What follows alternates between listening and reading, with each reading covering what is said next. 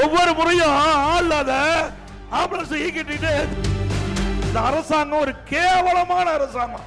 ஆம்புலன்ஸ்ல யாருமே போகல, நோயாளியே போக கிடையாது. அங்க வலி இருக்குது.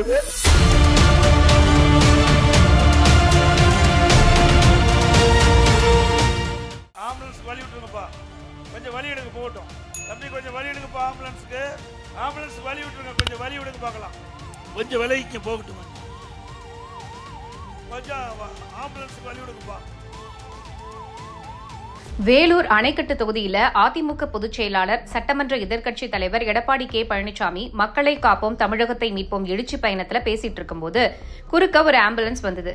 எப்போதும் போல கூட்டத்துக்குள்ள வரும் ஆம்புலன்ஸுக்கு வழி விடுங்கன்னு சொல்லிட்டு எதிர்க்கட்சி கூட்டம் நடந்தா ஆள் இல்லாத ஆம்புலன்ஸ் அனுப்புறது திமுகவோட வழக்கம்னு எடப்பாடியார் பேசினாரு. ஒவ்வொரு முறையும் ஆள் இல்லாத ஆம்புலன்ஸ் இயக்கிட்டு தம்பி கம்ப்யூட்டர் போங்க, இந்த நம்பரை குறிச்சு வச்சுங்க. ஒவ்வொரு முறையும் நான் பொதுக்கூட்டம் போடும்போது ஆம்புலன்ஸ் விடுறது கேவலமா இல்ல. அரசாங்கம் கிட்டத்தட்ட ஒரு 20-30 கூட்டத்துல இது மாதிரி ஆம்புலன்ஸ் விடுறது, வேணா கூட்டத்துல கலாட்டா பண்றது. இந்த அரசாங்கம் ஒரு கேவலமான அரசாங்கம்.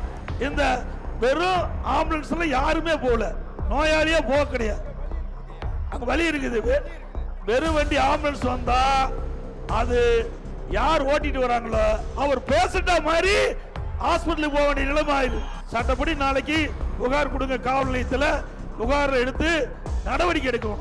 அமைச்சர் சேகர் பாபுவுக்கு போட்டியா டிராமா பண்ணி பேர் வாங்க நினைச்ச அமைச்சர் மா சுப்பிரமணியன் ஏற்பாட்டுல இப்படி நடக்குதுன்னு பொதுமக்களும் பேசினாங்க. ஆனா 108 ஆம்புலன்ஸ்ல தற்காலிக ஊழியரா இருக்கும் டிரைவரை மிரட்டி எதிர்க்கட்சி தலைவருக்கு எதிராக பேட்டி கொடுக்க சொல்லி இருக்காரு மா சுப்பிரமணியம்னு சொல்றாங்க. ஆம்புலன்ஸ் போறதுக்கு 108க்கு நோயாளிகள் கால் பண்ணியிருப்பாங்க, கால் ரெஜிஸ்டர் இருக்கும். 108 ஆம்புலன்ஸ் எங்க போனாலும் ஜிபிஎஸ் ரெக்கார்ட் மெயின்டைன் பண்ணுவாங்க, மூவ்மெண்ட் ரெஜிஸ்டர் இருக்கும். எல்லாத்தையும் ஆதாரத்தோட ஆவணங்களோட சொல்ல வேண்டிய சுகாதாரத்துறை அதிகாரிகளும் பதில் சொல்லும் இடத்துல இருக்கும் அமைச்சர் மா சுப்பிரமணியனும் எடப்பாடியார் குற்றச்சாட்டுக்கு நேரடியா பதில் சொல்லல. அவங்க கிட்ட ரெக்கார்டு இல்ல. ரெக்கார்டை காட்ட முடியாம நடந்த தவற மறைக்க தற்காலிக பணியாளரான டிரைவரை மிரட்டி பேட்டி கொடுக்க வச்சிருக்காங்களாம். ஓட்டுக்கு பணம் கொடுக்க ஆம்புலன்ஸ் மூலம் பணத்தை கொண்டு போன திமுக காரங்க கிட்ட வேற என்ன நேர்மையை எதிர்பார்க்க முடியும்னு கேக்குறாங்க மக்கள். திமுக கூட்டம் நடந்தா ஆம்புலன்ஸை காக்க வைப்பாங்க, வேற ரூட்ல திருப்பி விடுவாங்க. 2024 நாடாளுமன்ற தேர்தல் நடந்தப்போ கரூர் வேட்பாளர் ஜோதிமணிக்கு ஆதரவா திமுக உதயநிதி ஸ்டாலின் மணப்பாறையில பிரச்சாரம் பண்ணும்போது அந்த வழியா வந்த ஆம்புலன்ஸை வேற ரூட்ல திருப்பி விட்டாங்க.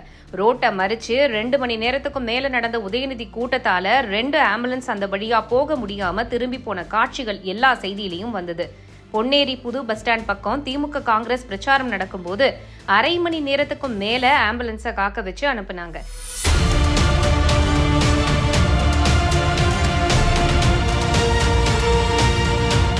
இந்த மாதிரியெல்லாம் செய்யற திமுகவுக்கு ஆம்புலன்ஸ் பத்தின அருமை தெரியுமா? நிரந்தரம் செய்யுங்கன்னு போராடுற கான்ட்ராக்ட்ல வேலை செய்யற ஆம்புலன்ஸ் ஊழியர்களோட அழுகை புரியுமா? எல்லாமே விளம்பர மாடல் தான்.